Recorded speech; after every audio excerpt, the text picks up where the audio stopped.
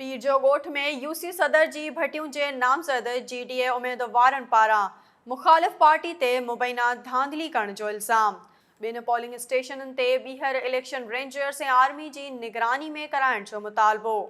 SS news जे reporter Parvez Mirani मूजिबि union council सदर जी भटियूं जे नामज़द जीडीए जे उम्मीदवारनि chairman Zulfiqar Ali Ujjan, vice chairman Nadeem Ali Abbasi ऐं district council member Zulfiqar Ali Shaikh press club Ahmedpur में प्रेस कॉन्फ्रेंस कंदे चयो आहे त बल्दियाती इलेक्शन में पीपल्स पार्टी जे नामज़द उम्मीदवार मंसूर अब्बासी ऐं ॿियनि संदनि यूसी जे 5 ई पोलिंग स्टेशननि ते पंहिंजे मनपसंद अमले खे मुक़ररु कराए सरेआम धांधली कई।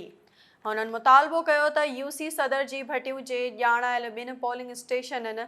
अब्दुर्रहमान उनड़ ऐं बोदले महेसर में ॿीहर रेंजर्स ऐं आर्मी जी निगरानी हेठि चूंड कराई वञे, ॿी सूरत में सख़्त एहतजाज कयो वेंदो।